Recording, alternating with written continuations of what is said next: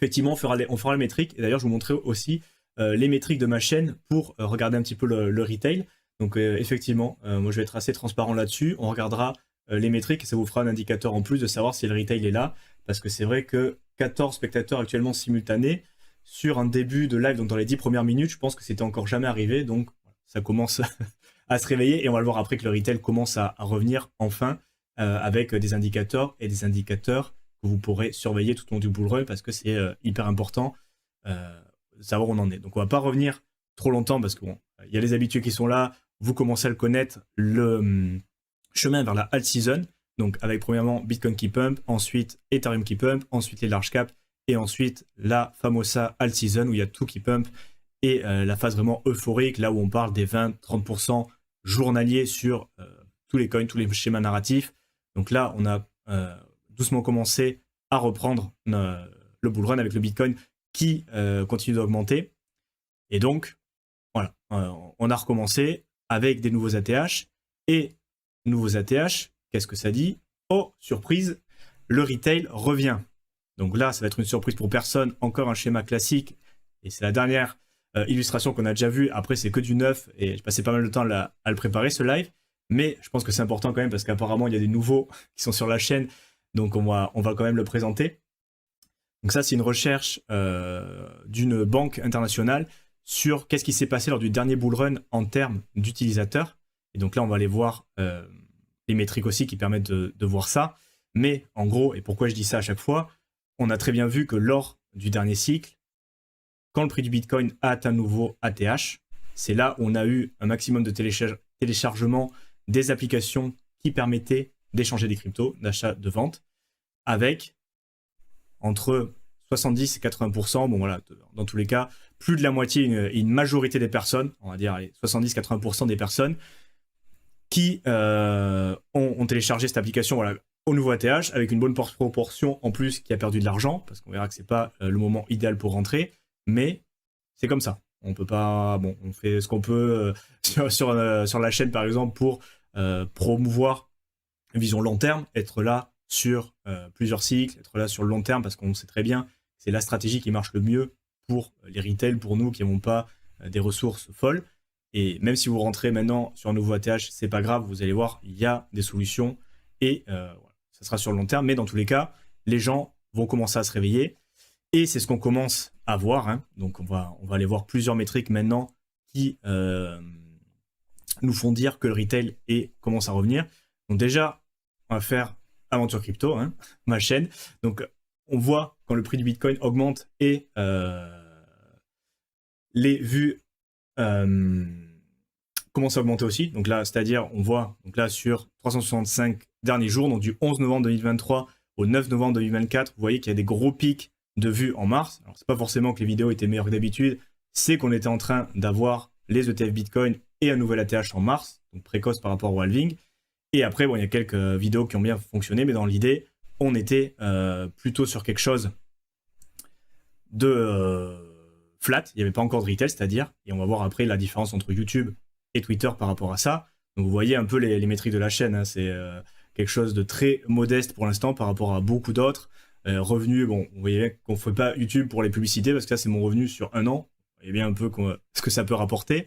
Et ensuite, on va voir les métriques du retail aussi. Donc là, c'était juste pour prendre exemple avec ma chaîne. Pour l'instant, comme je suis pas du tout important, il y a d'autres screenshots, par exemple, de chaînes beaucoup plus importantes, notamment au niveau US, où ils commencent à avoir vraiment une augmentation de leurs vues sur leur chaîne. Donc, premièrement, les vues de YouTube. Donc ça, on peut aller le voir sur... alors, est-ce que je l'ai mis? Ouais.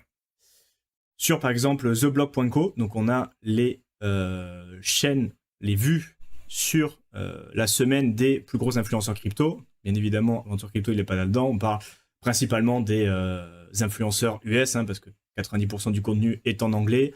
La francophonie, c'est vraiment un tout petit marché. Et on se rend compte que pour l'instant, c'est assez flat. Et surtout, bon, on l'avait présenté pour ceux qui étaient là sur le live de vendredi sur Token Invader. Mais en plein bull run, on a des vues qui n'ont rien à voir avec ce qu'on a jusqu'à présent. Donc plus de 10 millions de vues, voilà, entre 12, 10 millions de vues par semaine. Et là, actuellement, on est plus autour de 2,45, donc il reste encore un fois 5 à peu près, hein, sur peut-être un peu moins, 1 x 4 sur les vues pour revenir à des niveaux qu'on a vu lors du précédent bull run. Mais ça serait une métrique importante parce que ça commence à se réveiller YouTube. Donc après, voilà, vous avez d'autres, le côté social, hein. On va le toucher très rapidement ici, avec les followers sur Twitter, donc plein de métriques sociales. Donc voilà, je vous laisserai le lien en description pour ceux que ça intéresse. Et après, surtout, ce qu'il faut se rendre compte aussi, la différence entre YouTube, donc qui est full retail, et Twitter, qui est quand même plus pour les alors j'ai envie de dire les professionnels, pas les institutionnels forcément, mais ceux qui sont convaincus de la crypto, qui sont là sur plusieurs cycles. Si vous vous rendez compte, il y a pas mal de développeurs qui postent. Les plus gros comptes, c'est souvent sur Twitter. Il y a beaucoup d'alpha qui est partagé. Et c'est vrai que pour la crypto, le réseau social de prédilection, c'est Twitter. C'est là où il y a le maximum de contenu. YouTube, c'est vrai que ça vient souvent en second plan. Mais c'est ce que utilise principalement Retail pour s'informer. Parce que Twitter, on regarde les métriques, c'est pas du tout les mêmes. Hein, en termes, si on regarde juste le volume de tweets sur deux mots-clés qui sont Bitcoin et Ethereum, on regarde en 2021-2022, donc principalement en 2021, le niveau qu'il y avait en plein bull run. Bon, c'est un pic, hein, de la même manière que les vues sur YouTube. Par contre, le niveau, rien à voir. Hein. Donc là, YouTube, tu vois le bear market arriver avec en mars la pic de view. Sur Twitter, Ethereum, Bitcoin, donc il y a un niveau qui baisse durant le bear market. Là, on a l'affaire FTX, donc ça a bien fait jaser sur Twitter, un petit peu sur YouTube, mais dans tous les cas, le niveau de contenu, de tweets, de personnes qui sont présentes sur Twitter est différent. Et donc, en fait, c'est principalement les développeurs, ceux qui suivent l'écosystème crypto, ceux qui sont là sur le long terme, qui continuent de prendre leurs infos sur Twitter. Et donc, du coup, il y a un peu ce côté où Twitter, c'est plus pour les gens avertis qui sont là sur le long terme.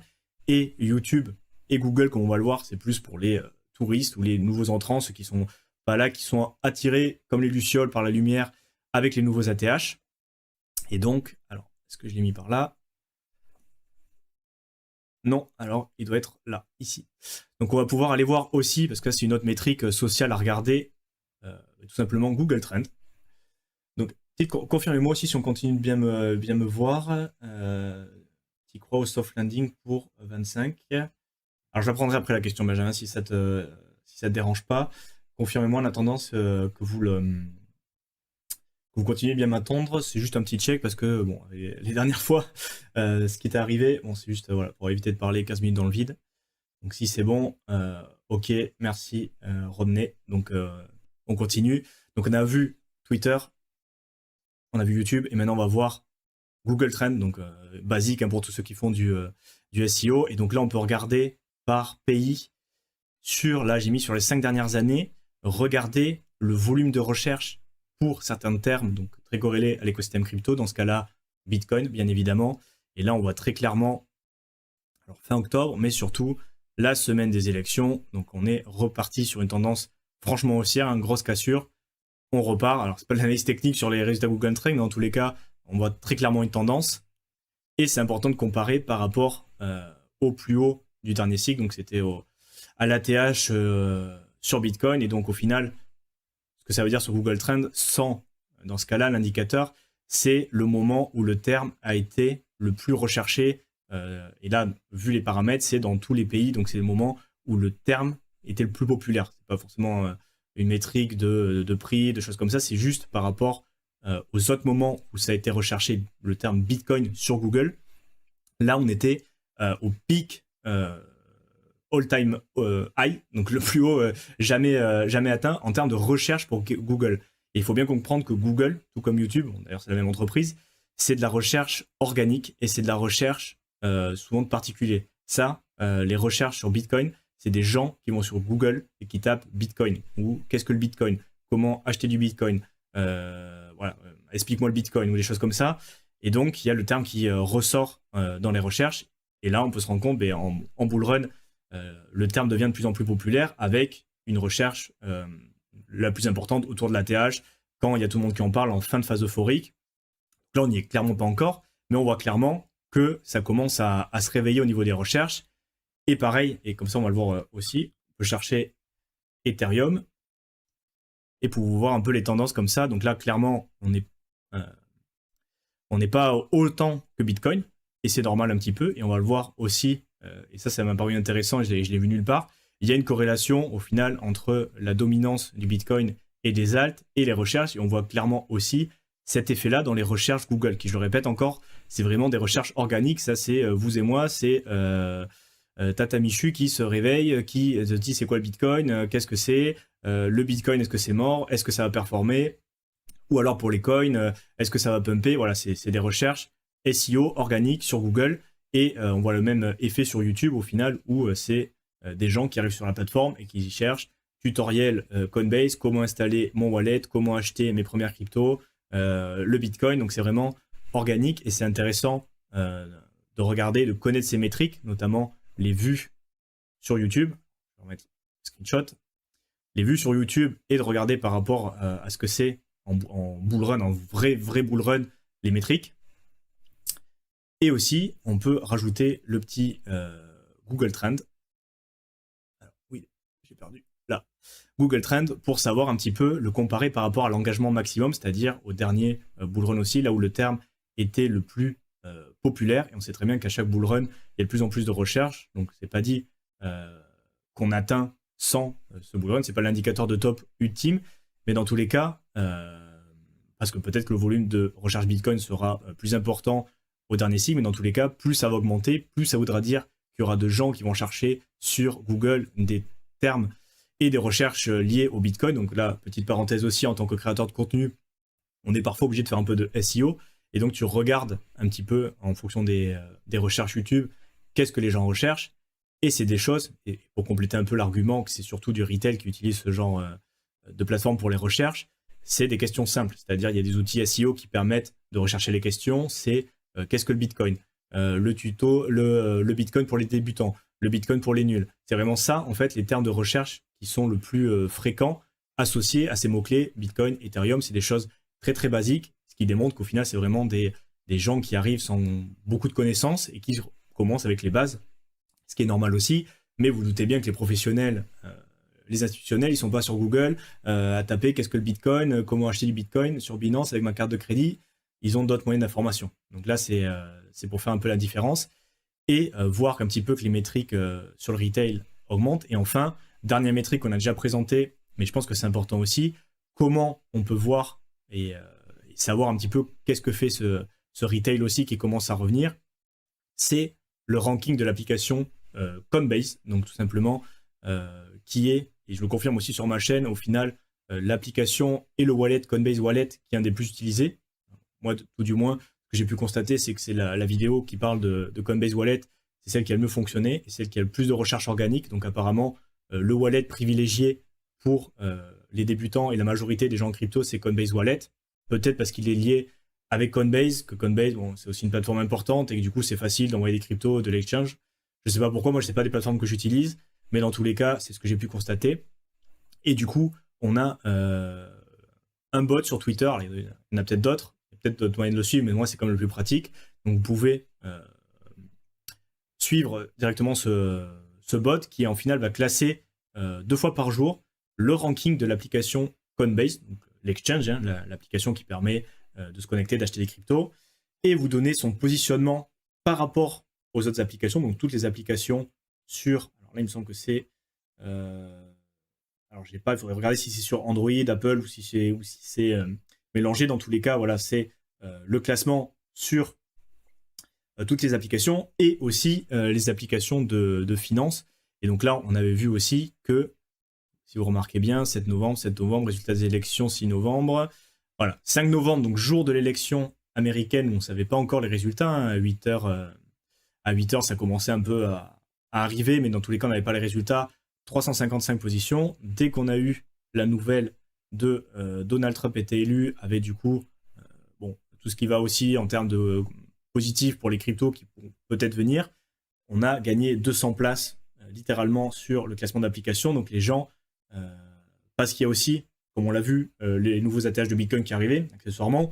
Donc nouvelle attache de Bitcoin, le retail découvre que Bitcoin n'est pas mort, il FOMO, il commence à télécharger des applications, et donc en fait on est en train de confirmer la pertinence de cette métrique hein, par rapport à le rapport de 2020. Donc sur le dernier cycle, on avait effectivement 70-80% des personnes qui avaient commencé à télécharger une application quand le prix de Bitcoin avait dépassé le précédent ATH. Et donc là, on a dépassé le précédent ATH et on se retrouve avec des téléchargements d'applications type Coinbase. Donc voilà, c'est rien de nouveau par rapport à ça, mais dans tous les cas, c'est des métriques sociales que je voulais représenter parce que ça peut être aussi un indicateur de où on est dans le cycle. Parce que là, pour l'instant, comme on l'a vu, on commence à se réchauffer avec le média, l'attention des médias qui commence à revenir, le retail qui commence à revenir.